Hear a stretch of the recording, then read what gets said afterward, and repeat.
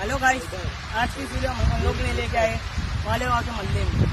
जो कि अभी मालेगांव के मंदिर में बच्चे चूड़े ले खाया है, सब कुछ सुनने में आया, तो हम लोग न्यूज चैनल पे आए।